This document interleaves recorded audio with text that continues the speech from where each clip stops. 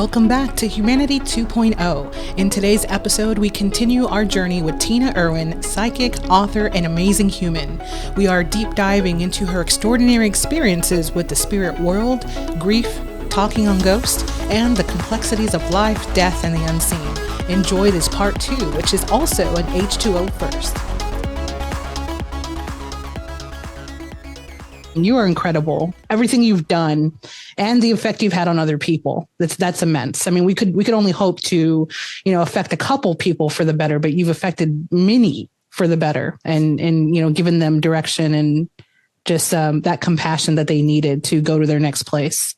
So I'm so fascinated to understand how you go from that huge part of life into your current work. Working with ghosts, working with people to deal with their grief and their loss. All of that is so fascinating. So we have to wonder, just looking at you, not knowing you, how do you go from, that background to your current present place?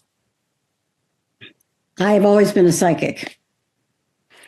And so when somebody would walk up to me, I could see and sense that there was something else there.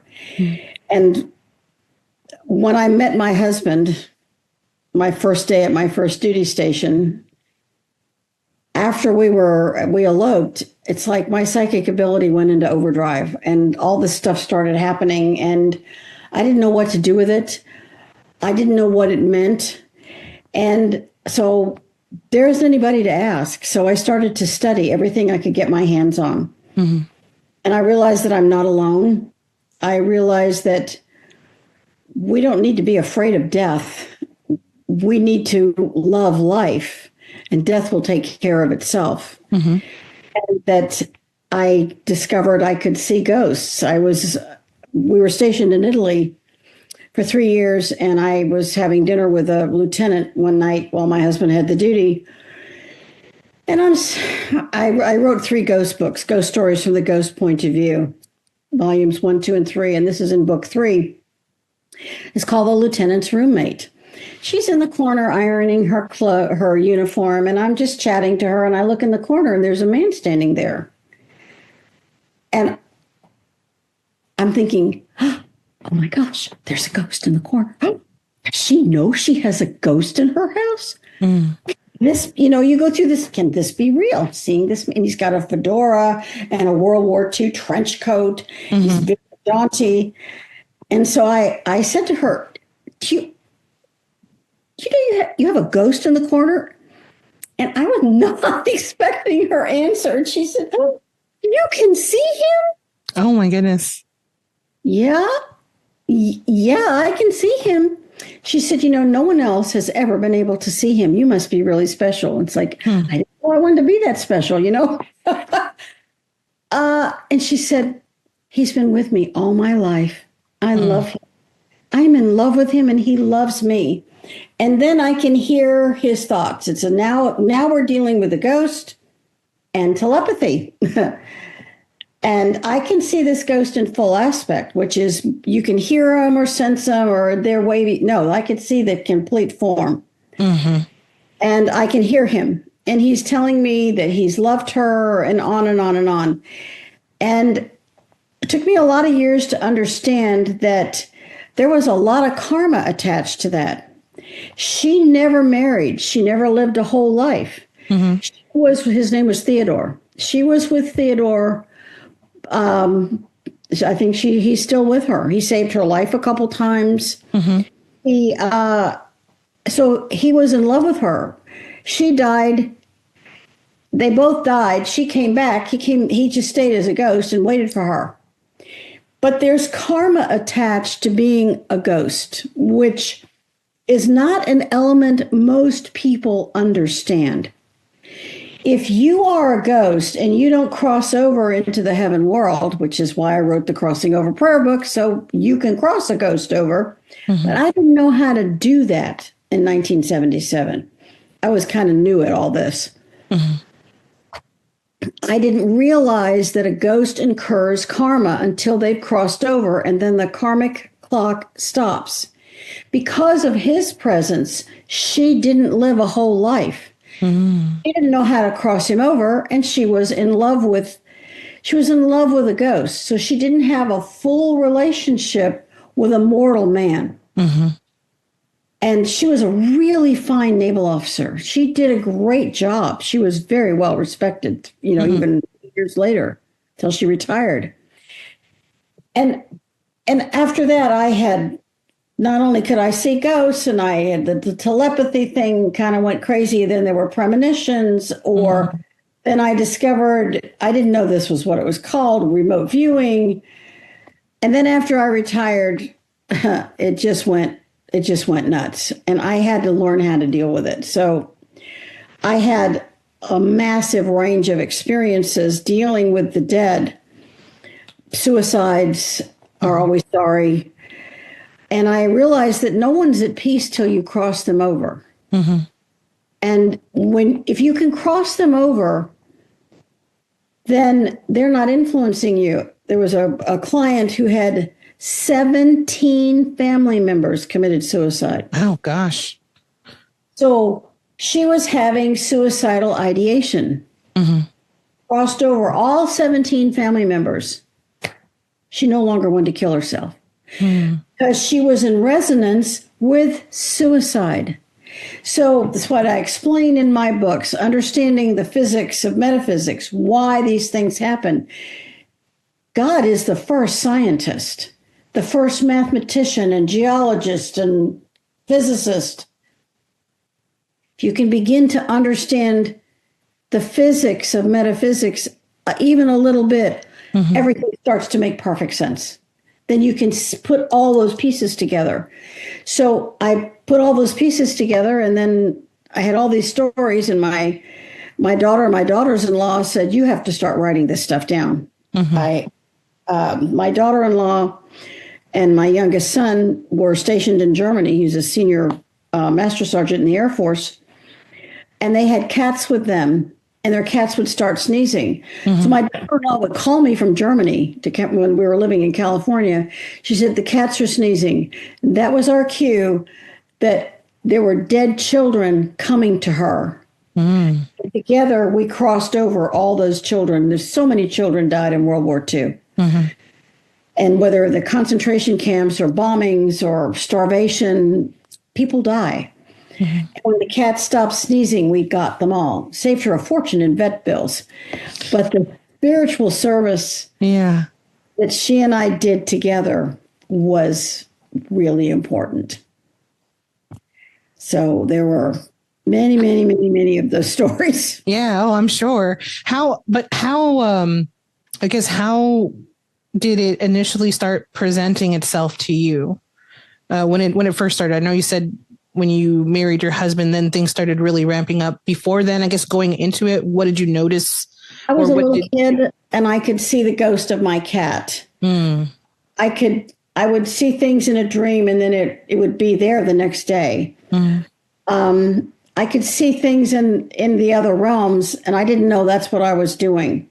But then, you're in high school, and then I was in college, and I was in an exchange program in Colombia, South America, in Medellin, which was not the drug capital of the free world at the time. In 1971. And we went up into the Andes Mountains for a day. And as we were driving back, everybody in the car in this little Jeep was drunk, except the guy I was dating. But he wasn't driving. And when you're in the Andes Mountains, the roads are narrow, and it's a sheer drop. There's no guardrails. And the road can be washed out. And I was so terrified, I felt like I wasn't even breathing. And every time we would round, a corner, we'd see more and more of the lights below, because Medellin sits in the bottom of a teacup with the mountain all around it. And I heard this voice say, you have to stop the car or you're going to die. All of you are going to die tonight. You have too much to do. You have to stop the car. It's like, okay. So I speak a lot of Spanish, so I had them stop the car. And they got out, and as we walked around the side of the car, they had a flat tire. Well, I saw the flat tire and burst into tears because you don't have control of a flat tire, especially when you're drunk. And I was the hero with the family because I saved them all. And my boyfriend drove us the rest of the way back, and I sat in the car and cried all the way back with the reality that we could have died and that this voice saved me. Who was this voice? And throughout my life, this voice has told me, look out for this, look out for that, change lanes now, do this or do that. And as I got farther along in this metaphysical process, I realized I was getting more sophisticated team members, on the other side.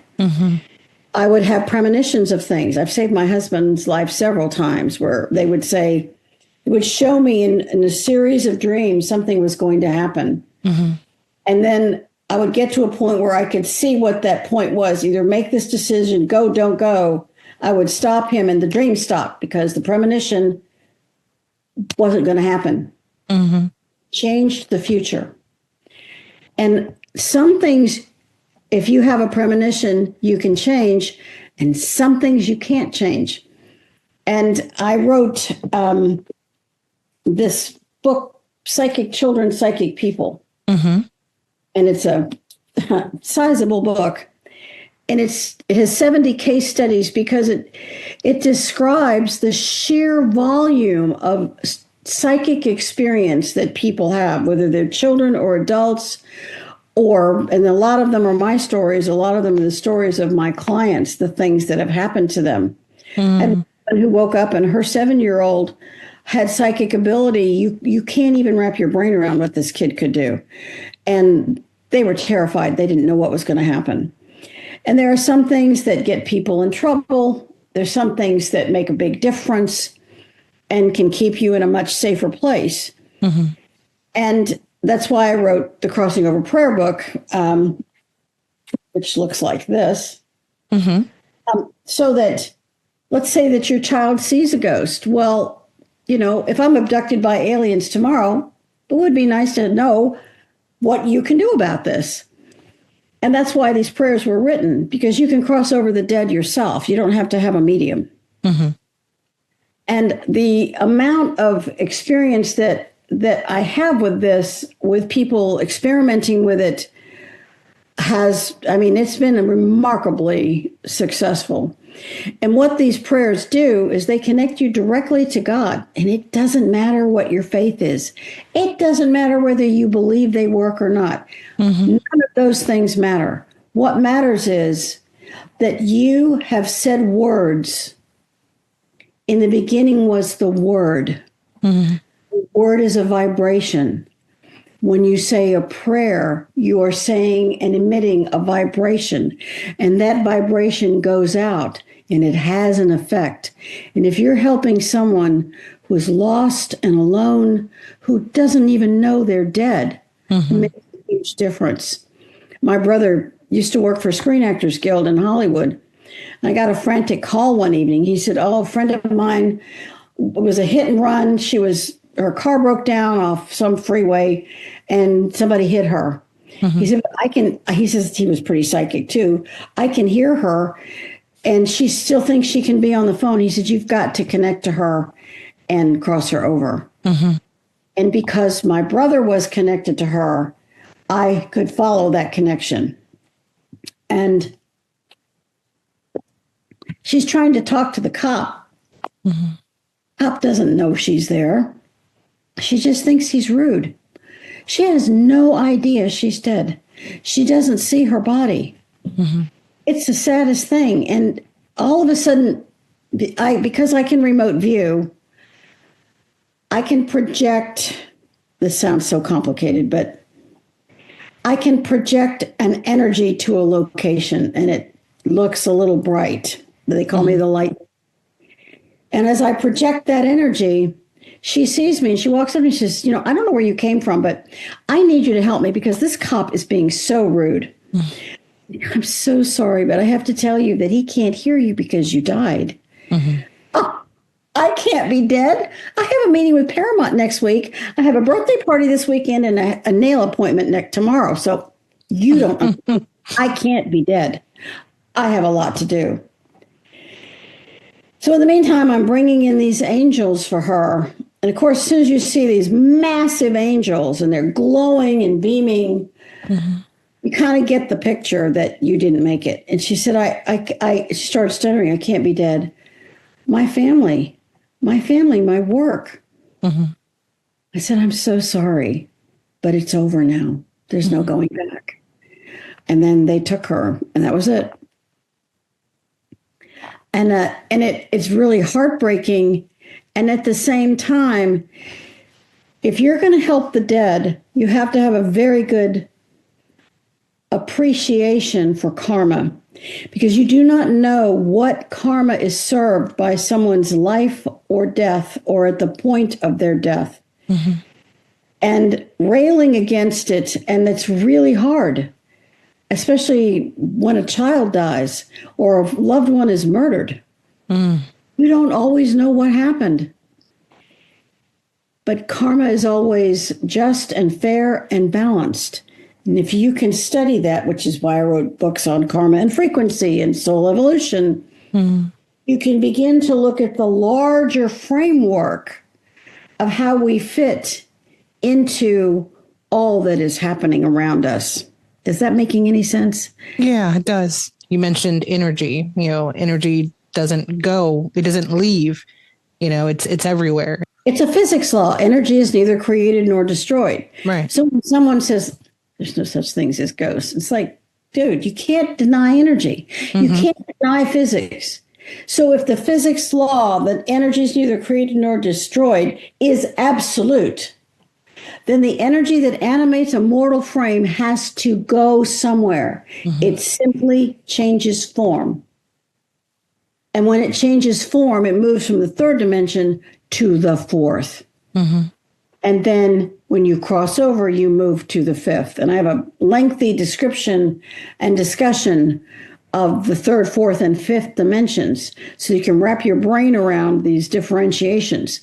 But if you think about it, the fourth dimension exists. And how do you know that? When you send a prayer, you don't write it on a piece of paper and deliver it to someone. Say this prayer in your mind and you send it through the fourth dimension. You send it through the ether. If someone's thinking about you and they're connecting to you, it comes to you through the ether. In that dimension, there's no time, there's no space, and there's no gravity. And when you start studying this, Vanessa, it's like mental popcorn. You can't get enough. What are, I guess, some of like the frequent questions that you get or frequent situations that you encounter in dealing with families with grief? Guilt. I would say that you can talk about, I miss my loved one, all the emotions people go through. And I wrote the Lightworker's Guide to Healing Grief because when my niece was 6 years old, she sat on the sofa and said, "Mommy, I feel hot," and she died. I mean, it was instantaneous. And when a child dies, you immediately go, because you feel helpless, you go to the place of grief, of guilt. But I would offer that you don't need to go to guilt because there's nothing to be guilty about. And unless, maybe there really is, but most people, and a great master said this, it's not original with me, most people on earth are very good people. If they weren't, we would have fallen into hideous decay and horror before now. When I see someone hug a child or a friend or someone who's grieving, I see that love. That's the goodness that's in the world. People who buy plants or people who buy rocks. There's just a lot of really down-to-earth good people. But we moved from California to Washington, and my real estate agent and her husband are just the sweetest people. I mean, we still talk to each other. We left in 2020, and in 21, her mother died of COVID. And she was racked with guilt.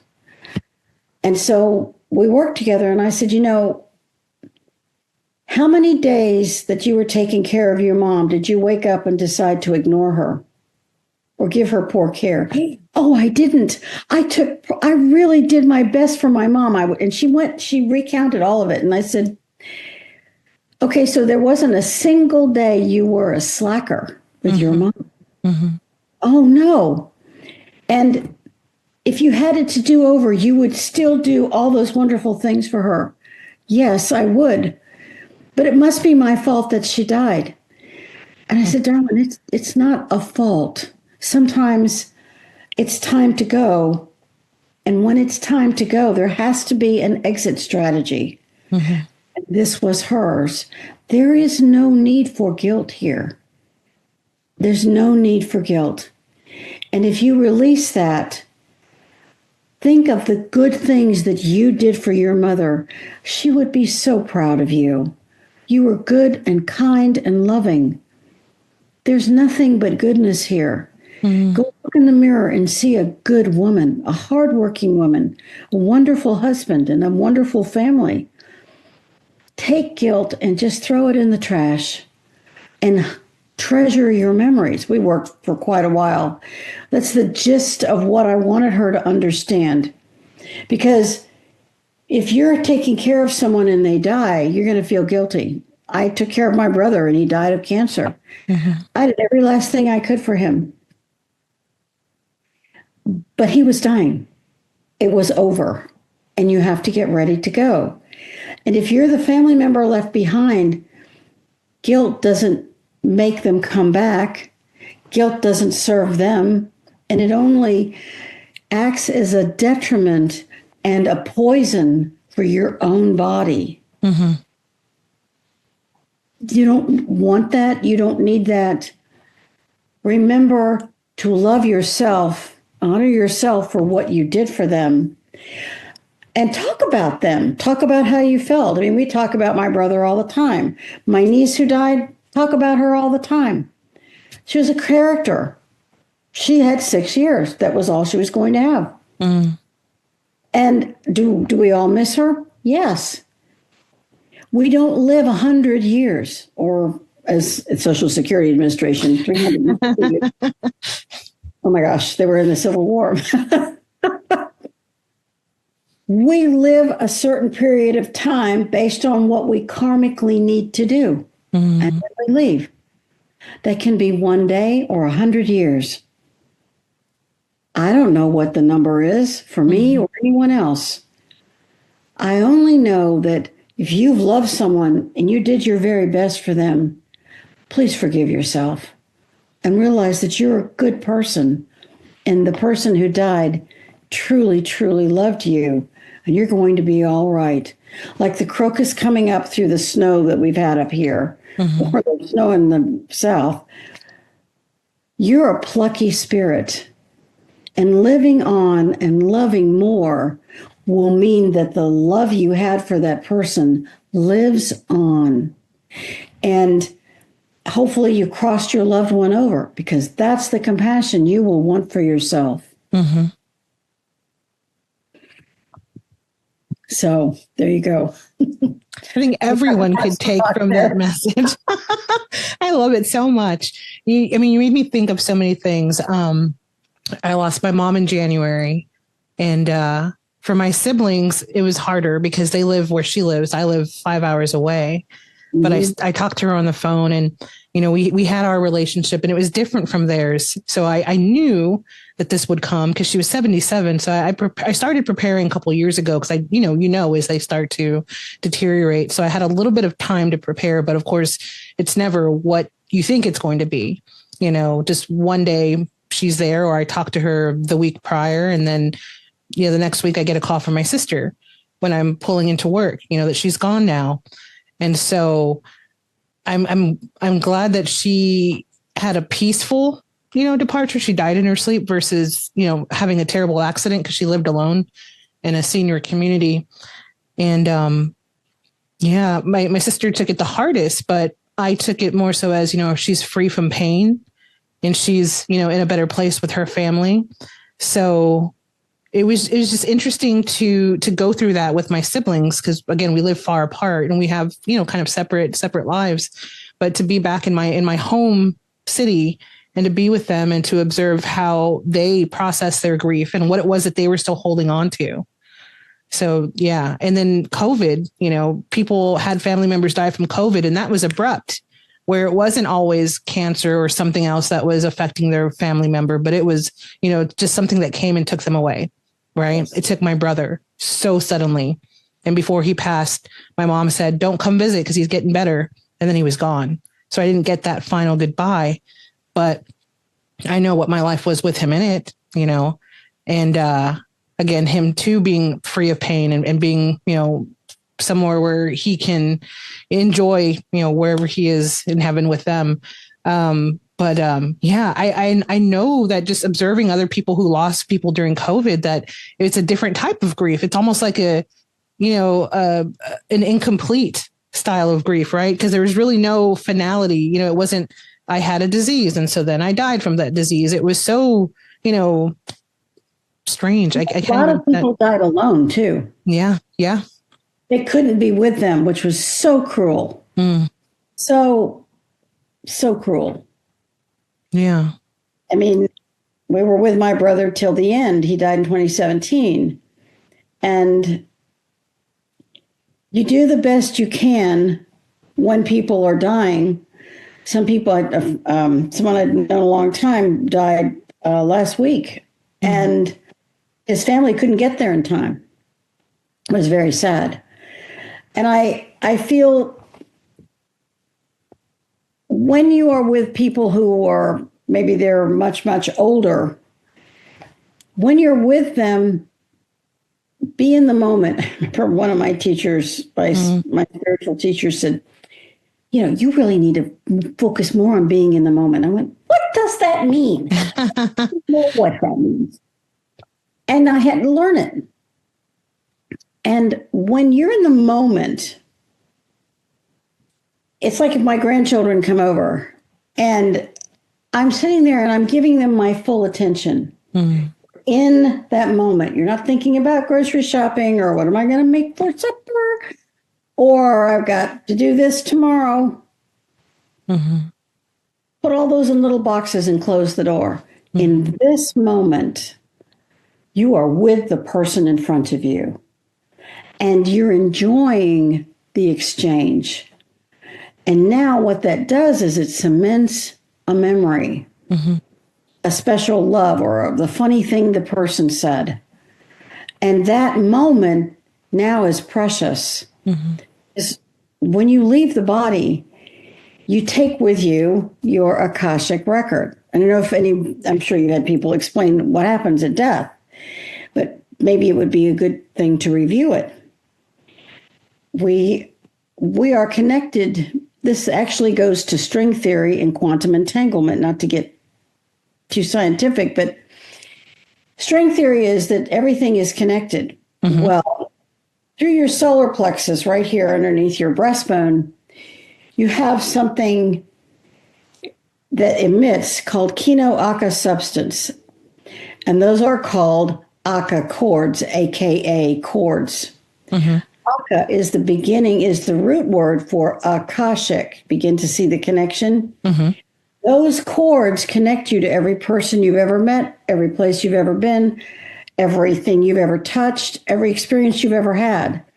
Those chords record those memories. And when you die, the silver cord that attaches the soul to the body is cut. You don't come back from that.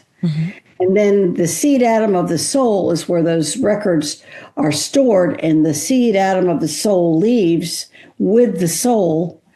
And then that's why you can have a past life regression and you remember. Actually, and some people have spontaneous memory of other lives. Some people remember a bunch of different lives. Not because somebody planted the memory, but because they remember that life. And sometimes it can actually be traced. And there's certainly precedent for that. So when you leave your body, all these precious moments with these amazing people in your life, that you got to make a difference for, or love, or hug, or share laughter with.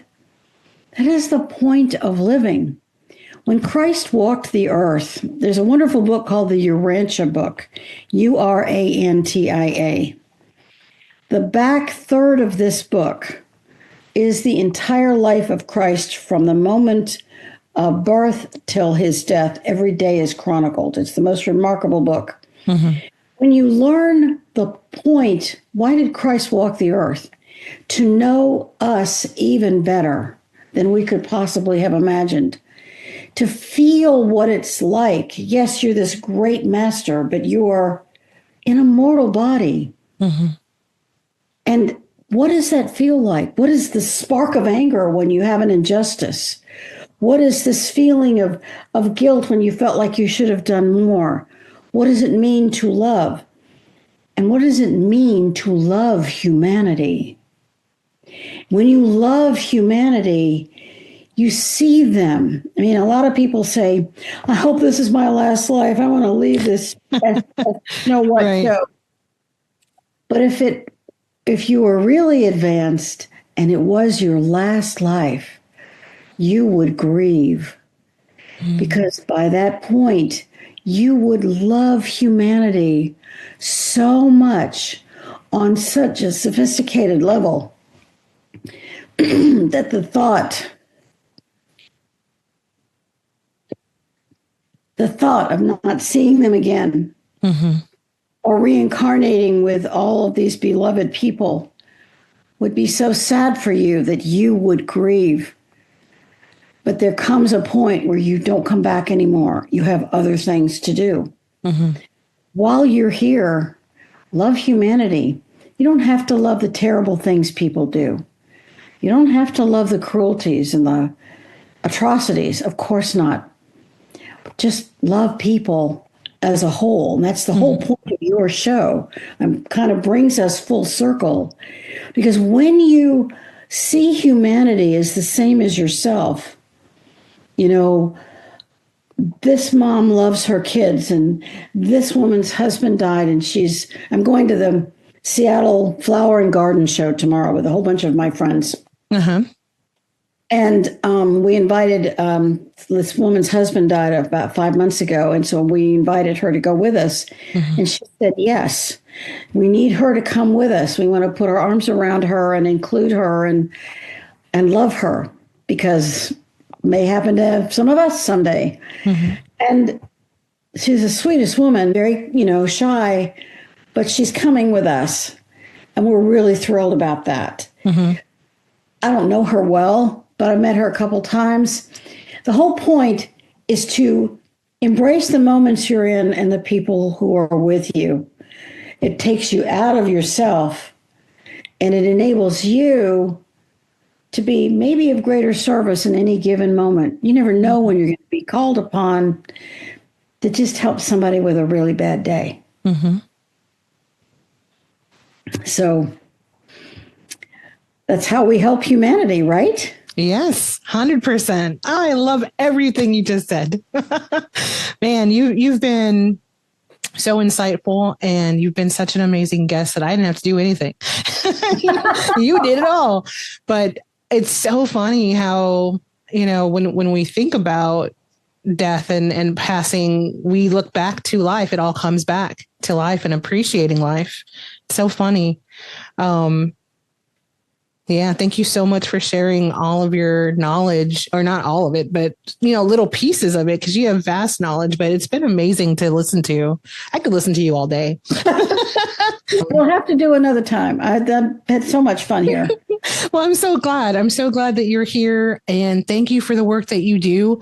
Tell everybody where to find you, all your social handles, if you use those, or websites, books, all of that good stuff.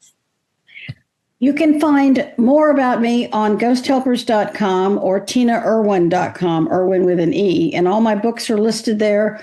Or you can just look up Tina Erwin books on Amazon. There are 9 books, and they're audiobooks too.